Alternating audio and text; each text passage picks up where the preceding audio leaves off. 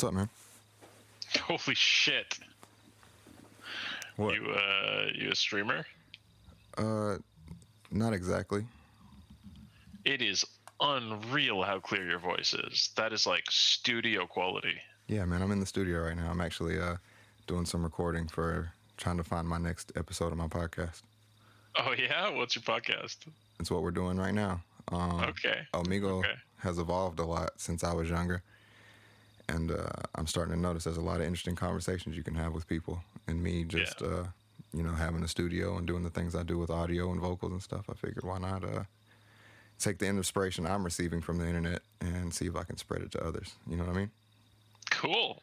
Yeah. That's neat. Yeah, man. I'm blown away at how clear the audio is, even over like the stream. I would have thought that it would have been degraded by Omegel's whatever the hell. But oh nah, man, I'm running sounds the really sound good. card and everything. Thanks, man. I appreciate that. Yeah. So what's up? You down? You interested? Or are you gonna skip on? Yeah, sure. I'll talk. Awesome. Hey, on this episode of Talking with Strangers, we sit with a man from Canada, and he tells us about the role he thinks technology will play in the future of politics, the global economy, and society as a whole. So stick around, and I hope you enjoy.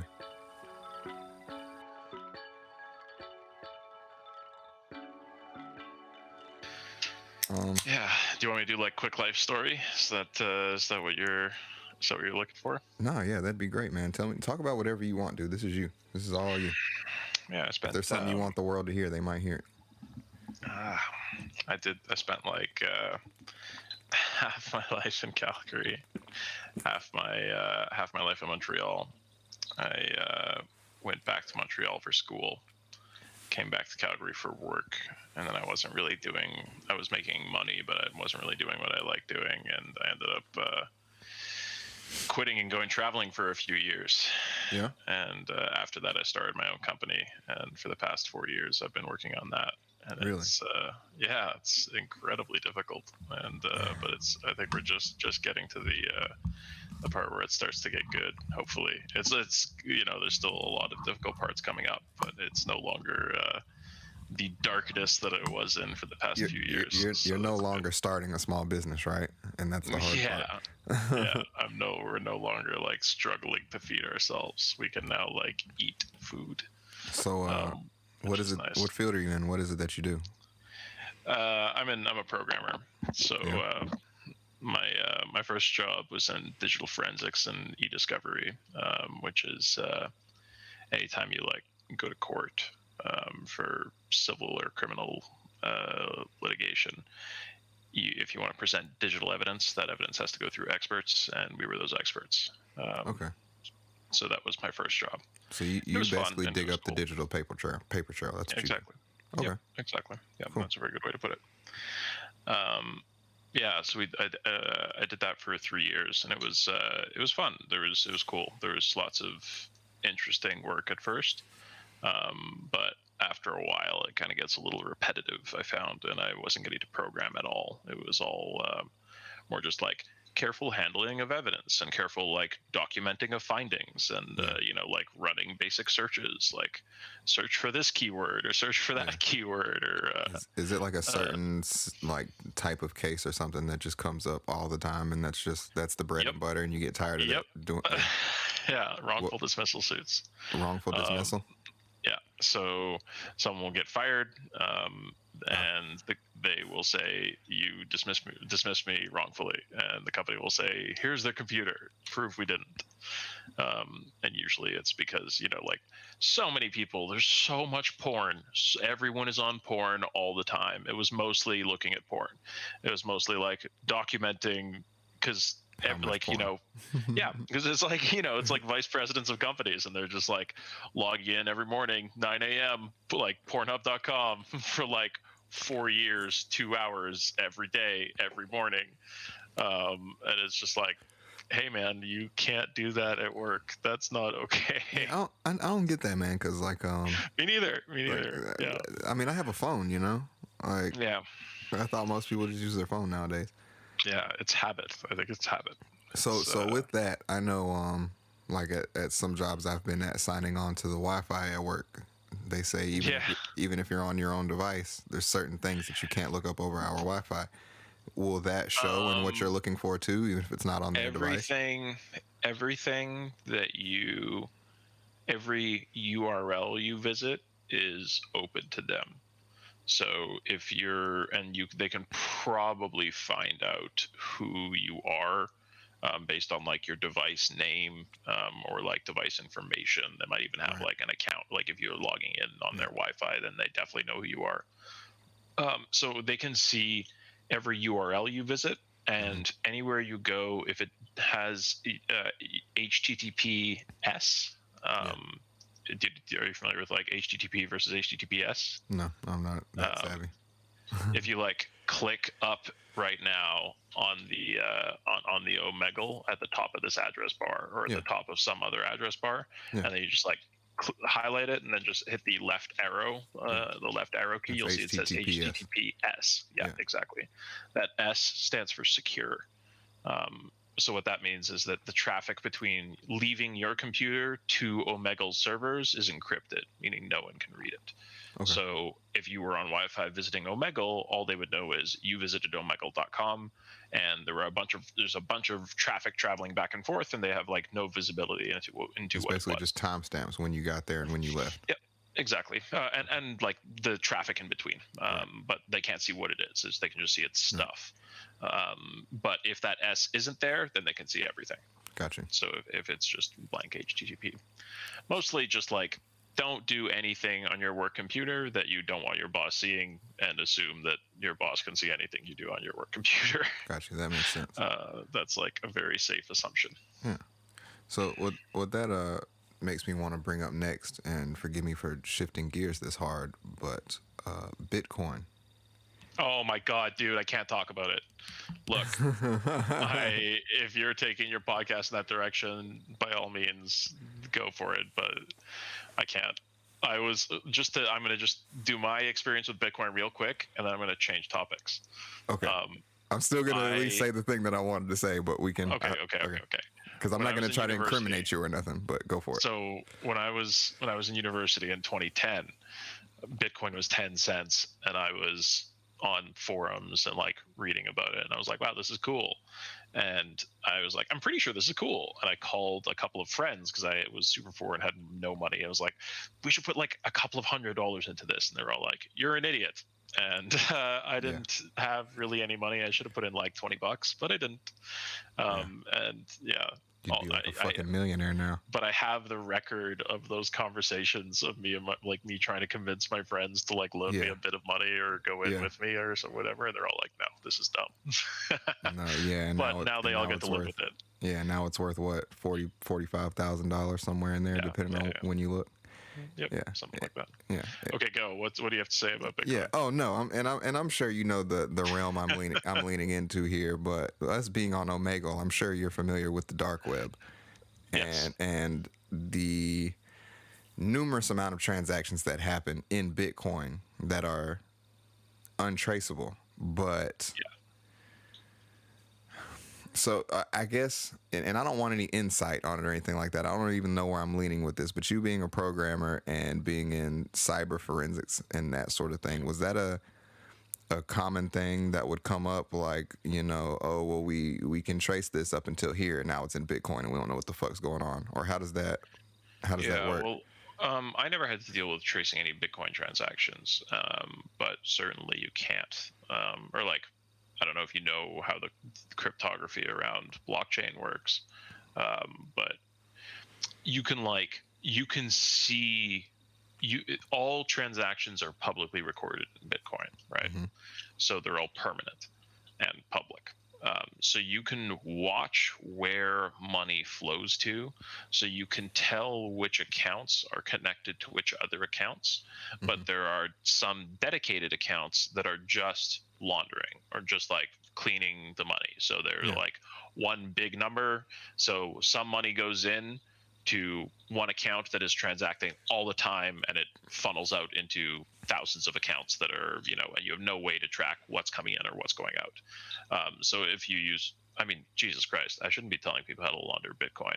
No, no, dude, this is fucking. I assume this is public knowledge. This is just this is all shit. No, man, this is like my math assumptions based on like what I know of the cryptography or whatever. But yeah, that's does that even answer what you were talking about? No, yeah, I guess like I said, I don't know enough about the topic. I mean, I could probably like go do some research and come back with more questions, but just being on the spot, like I know there was the whole thing with, I guess how the Silk Road guy got took down, ordering all those hits in Bitcoin that ended up not being real hits, and all that sort of thing. And it is public knowledge that, tons and tons of just drugs and sex trafficking and all this stuff happens in Bitcoin.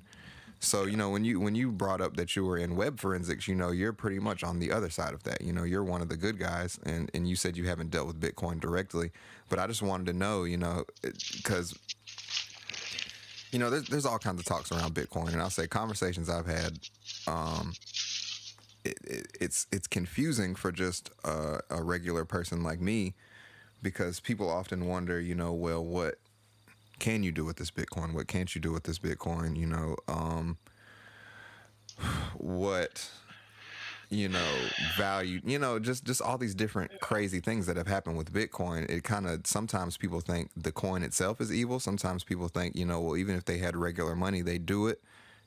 So I'm sure that there's this ongoing battle in the cyber world trying to figure out how can we stop people from buying tons of heroin with Bitcoin. Like, Yeah, it's the only real point you have control over is the point at which it interacts with the actual economy, right? Like that's the only point where you can touch it, is when you convert from Bitcoin to real money or real money to Bitcoin.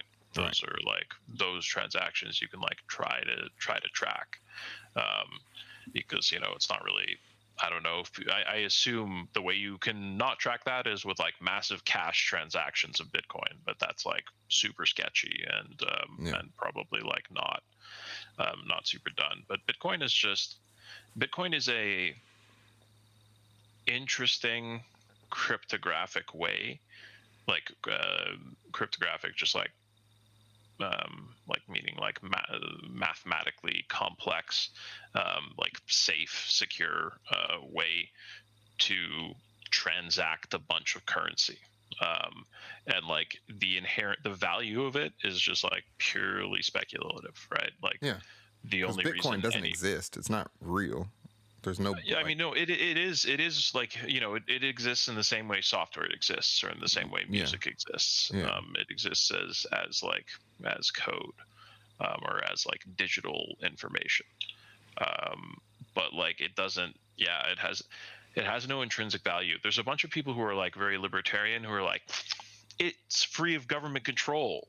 It'll just like, you can't inject money into it. You can't like, there's no government manipulation of it. And I'm like, okay, is that good? Like, what about when you want to inject a bunch of money into a system? Like, if, for example, there's a pandemic and everyone cannot go to work, like, what if you want to inject a bunch of money in, and your country runs on Bitcoin? Like, do you just not do it, or do you store up tons and tons of cash or Bitcoin reserves and like spend it into the Bitcoin market? Like, it's just, I don't know. It seems like its destiny is to always be this like black market transaction where they just like, if everyone in the black market agrees that it has a certain value, they can black market transact all they want. And governments you can't shut it down. You can make it illegal. You can shut down those points where it touches the real economy, but you can't shut down the technology. It's not possible. You can't really stop what people are doing on the internet. Yeah, it's just distributed, right? Like it's like trying to stop like torrenting, and you just can't. It's not possible. And I guess it's also with, I guess, like any other stock or something somebody would invest in with the Bitcoin, the value really comes from how many people are buying it and how many people have it. And how scarce has it become? Yeah, and how much all those people think it's worth, right? How much they're willing to part with it for. Right. Yeah. I think that'll.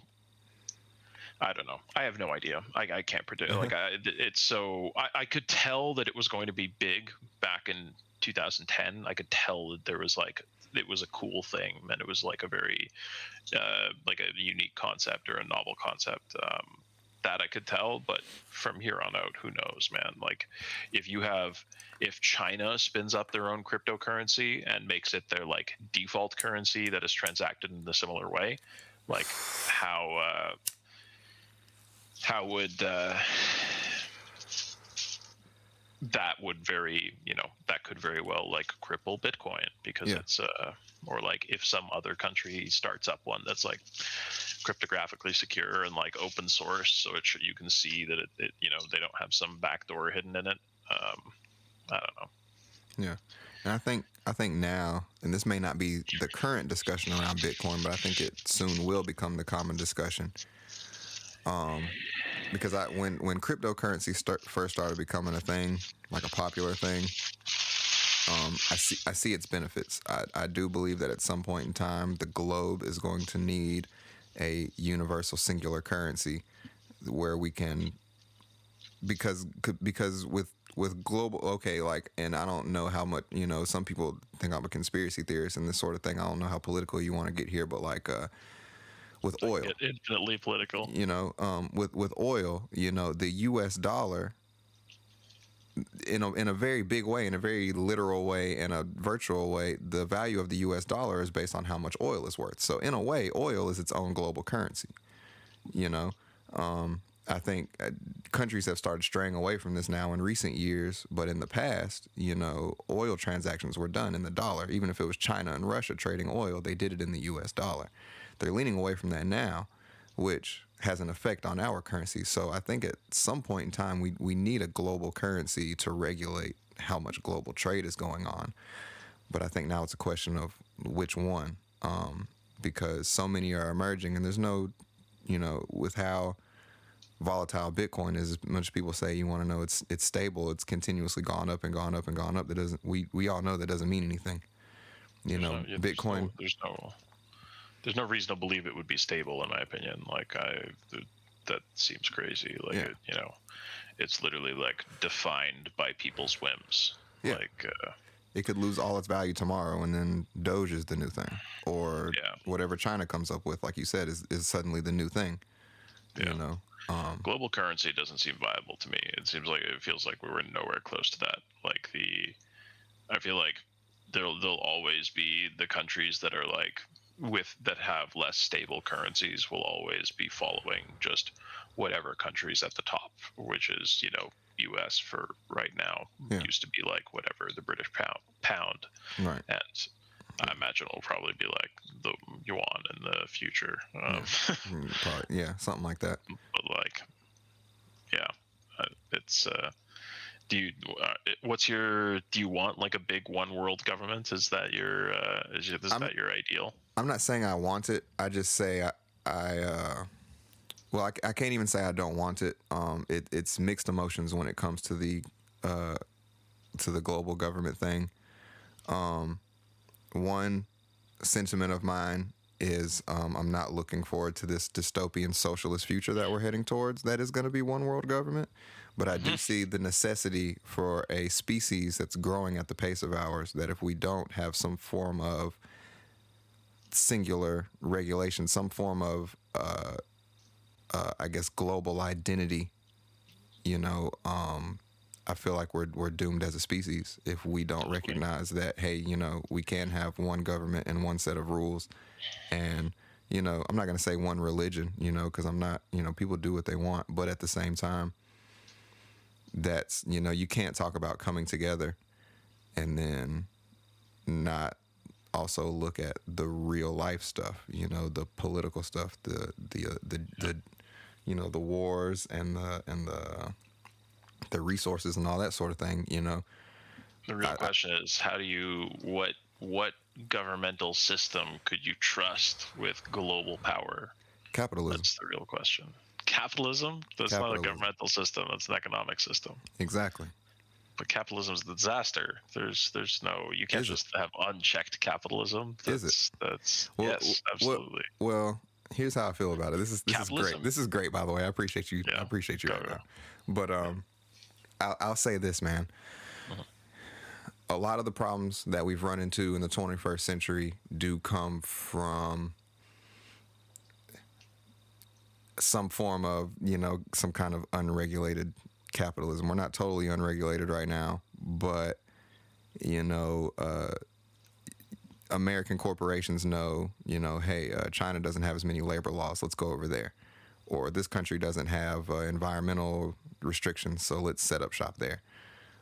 So we're at a point now where, we could easily transition into a system where the corporations have all the power, because they basically do.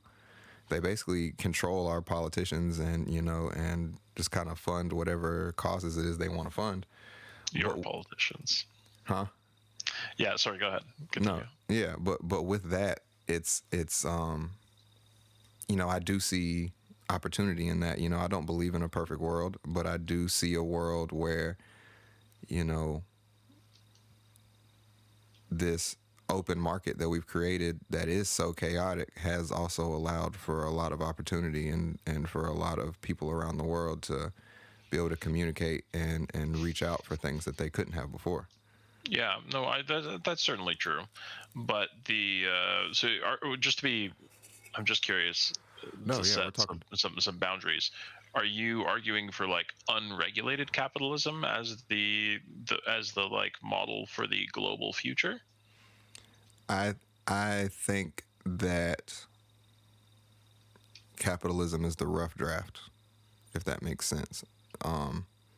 So no. To answer your question, Yeah. no, directly, I don't think we should have unregulated capitalism. I don't agree with like sweatshops in Taiwan and shit like that. But at the same time, I do, just I don't know. I'm just going to answer your question there. Not unregulated capitalism, but I think it's the rough draft, and I think it's the future. See, in my mind, it's capitalism is like a horse, right? That's like powered by greed and is totally, absolutely amoral and insane, and will go as fast as it can in the direction of greed. And our laws are like the rules that restrain it. And it seems so clear that it is totally amoral. Like, no, if it is a thing that is legal not even if it is a thing that is legal, if it is a thing that corporations can do and not be punished for, or can do and be punished less than the reward they got for doing the illegal thing, that they'll just like obviously do it, The settlement is going to be less than what we make off of doing this. Yeah, so exactly. If they're like, hey, we won't hire a lawyer, we'll just pay the settlement. Fuck it. Exactly. Yeah, we made $200 million off this oil well. It would cost us $20 million to clean it up, or a $1 million fine. So we're just going to abandon it, pay the $1 million fine, and save $19 million. Yeah. And say fuck Nigeria. They're like, yeah, exactly. or every part of the planet. Like, there's nowhere, there's not like some corner where capitalists are secretly like, oh yeah, we're going to pay the $20 million just to be like good capitalists. Cause like, that's not the rules of the game. The rules of the game is be greedy, right? Yeah. That's what they're playing by. Max profits for the shareholders. Yeah. Exactly. But I think that you have to recognize that that's the game they're playing. They're playing be greedy.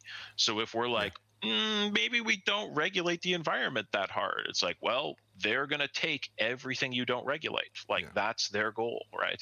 Yeah. So when it's, I certainly agree that like capitalism has to be a part of whatever like this perfect global future is. But the part that I'm way less certain on is the political side. Like the economic system, sure, some mixed market economy of like of capitalism with socialism to like support healthcare and education and whatever, probably universal basic income. But what the hell does the political side look like? Like, what's our especially with, no offense to the U.S. collapsing, like it's just. I'm not sure I see like a path out for democracy. Yeah, and I'll say this: I think very, very scary time.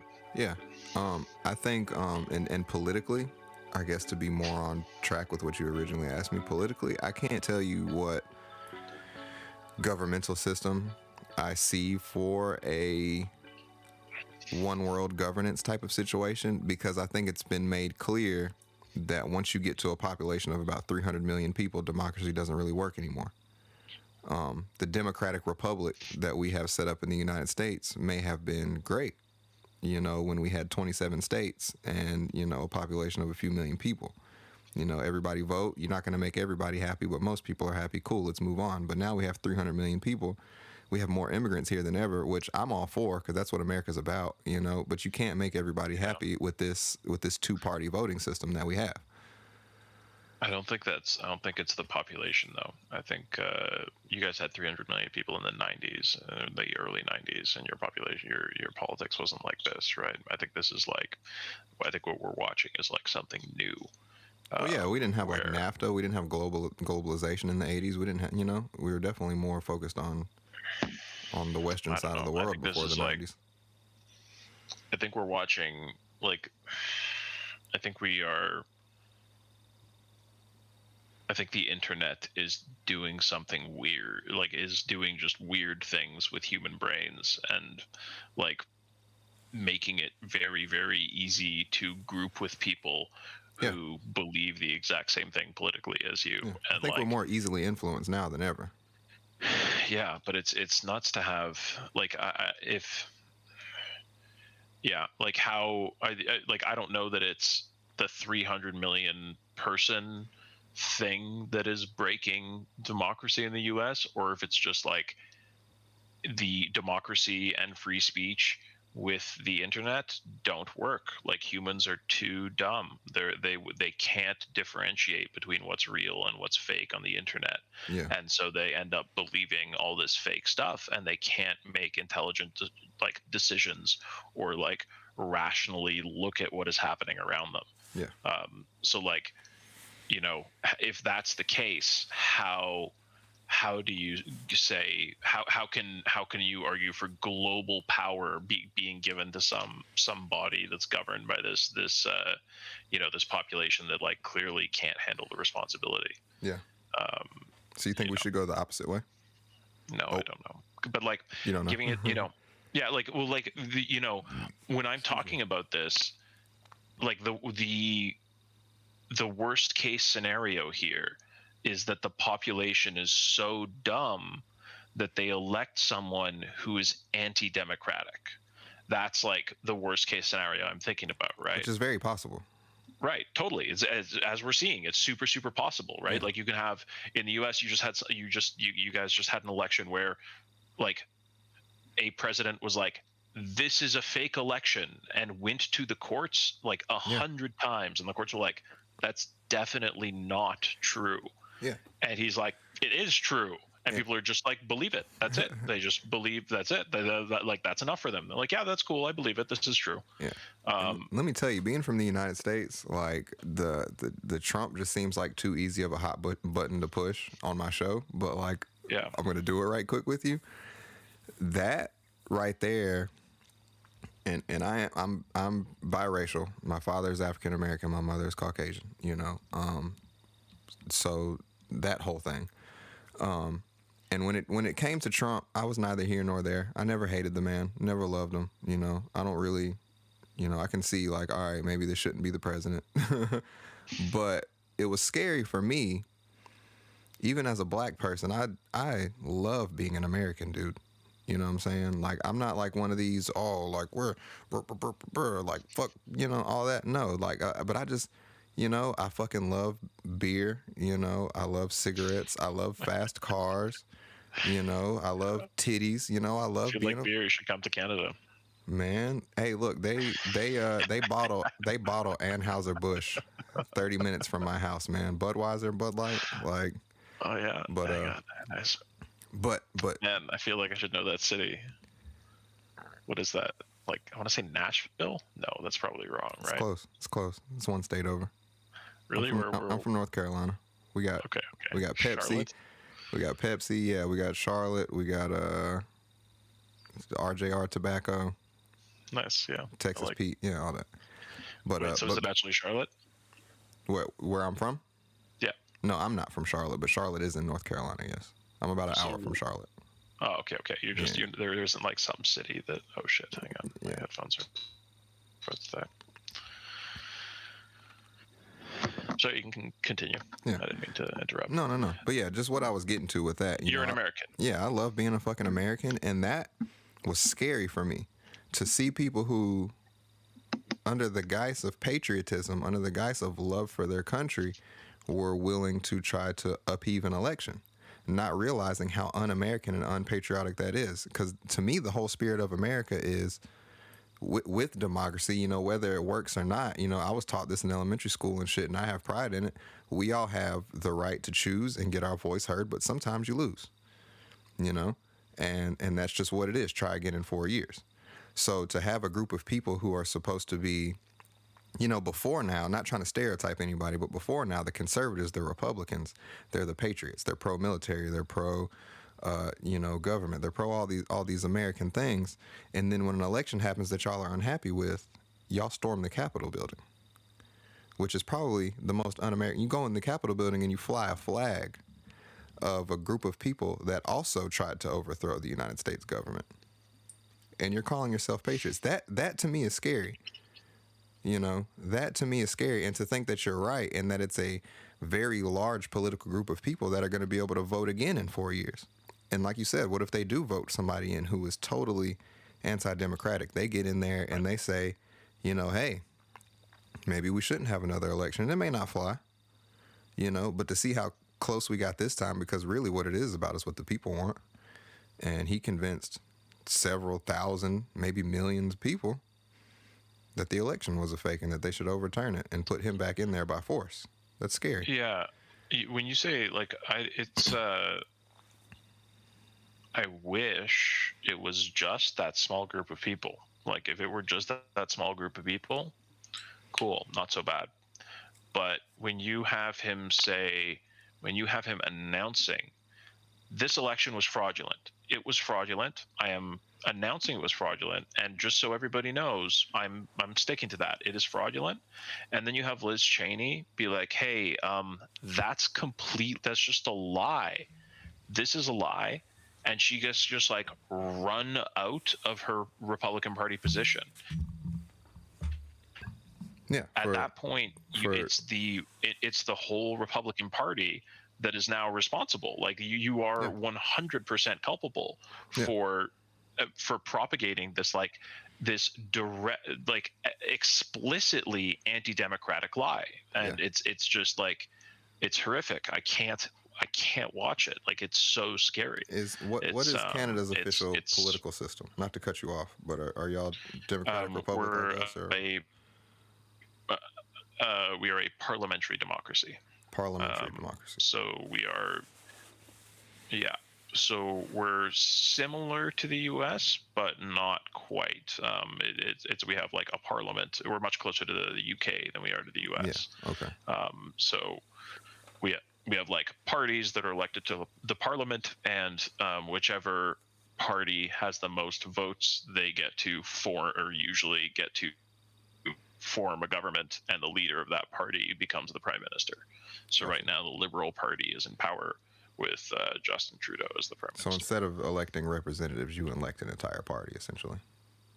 We elect representatives that are part of a party, and then that party raises their leader to prime minister if they get the most votes. Okay, I got you. Yeah, I got you. Yeah.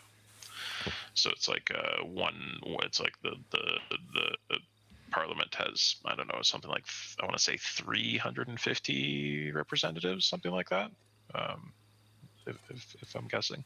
Yeah. Okay. But yeah, I feel like the corrosive aspects of the government they exist in our country, but not to the same degree. But I can see them growing. Hopefully, at some point in my future, I'll get like a chance to slap some of them down, because that'd be really great. Yeah. That'd be really great, because like money in politics is just such obvious negative, And it's weird, because everything costs money, Even operating a country costs money, so you have to bring in money from somewhere. And I think that's where our system fails to, how can I say this? What do you mean you have to bring in money from somewhere? Well, You mean like the government needs to tax people? well, not just the government needs to tax people, but even to, say run for office, that costs money. Oh yes. Or to open hospitals, or to build roads, or anything in the political process is going to cost money, and that opens the door automatically for corruption, because, like you said, now you have two things that are kind of a bad mix: politics and money. But you kind of need the money. So where's the money going to come from? Well, whoever gives me the most, that's probably where the politics are going to lean.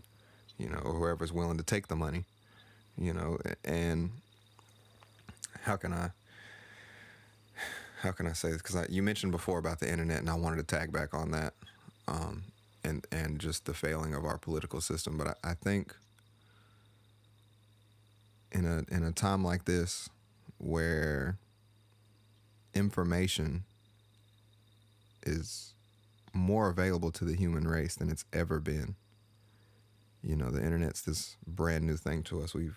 Our calendar has been counting for 2,000 years now. We've been around a lot longer than that, and we've never been able to sit and have a face-to-face conversation with somebody in another country, until the last few years. And with that, I think it's great, because we can pick up ideas and all these, different things from around the world that we may not have taken into account, and we can adapt those to our own lives and our own systems. But in that, you have people, I think, that they know they can take advantage of not only the ability to receive information, but the ability to spread information. And can you imagine if Stalin had the internet, or if Hitler had the internet and was able to spread their propaganda machine to millions of people in a click, instead of having to drop flyers and slowly work this system in there? We can just get on the internet and say, hey, poor people are the bane of existence. Jews are the bane of existence. You should, and you post up a vlog that's very convincing and looks very professional, and now you have millions of people who are just on this wave. Yeah. Honestly, like, the most poisonous lie you can tell in a democracy is this democracy is fake. That's the only lie you have to spread, right? Yeah. If you just have citizens believing that their democracy isn't really a democracy, Yeah. that is like the Achilles heel of democracy, right? That then it doesn't work anymore. Then people no longer care about elections. Then people no longer care if you have governments who are overriding the results of elections, because the elections are fake anyways, right? Who Yeah, fuck it. cares? Like, it's not a big deal if you don't believe the election's real, why would you care if someone overrid it? You want it to be overridden. You don't believe that the election results were true. If So it were point, overridden, you just get your satisfaction, like, I told you so. It is fucked. yeah, exactly. So at that point, you're no longer a democracy, right? So that's if I'm Russia, that's just like, if I'm some bad actor, if I'm the Stalin of modern day with the internet, that's like the poison pill that you can drop in every democracy, right? Drop like a couple thousand chat bots in every country, and like have them go into their local community political groups and be like, I saw people stuffing ballots. We all know that they saw ballot people boxes stuffing get stuffed all the ballots. time. Yeah, exactly, stuff like that. And just you say that everywhere, and that's it. Then the country collapses. Yeah. Then there's no more democracy, and it's just it's and I know you were somewhat honestly, using a hypothetical. the solution. Say what? The solution is going to come from software. We need some kind of technological solution that gives the global populace control of the governmental system in a way where they can verify that control and like prevent corruption.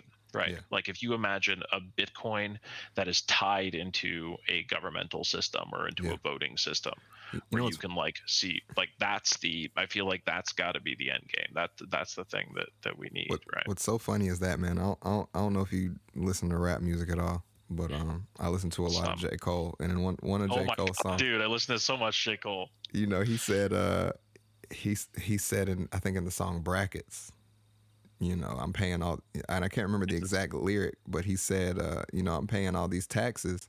Why can't I do this from an app on my phone? Like, why can't I choose from an app on my phone where my tax money goes at this point? Like, if I want 100% of my tax revenue to go into education, that's the best way to vote, right? It seems like instead of me voting for a representative who will decide where my tax money goes, why can't I just say this quarter my tax money goes to this, and that's what you voted for, you Yeah. know?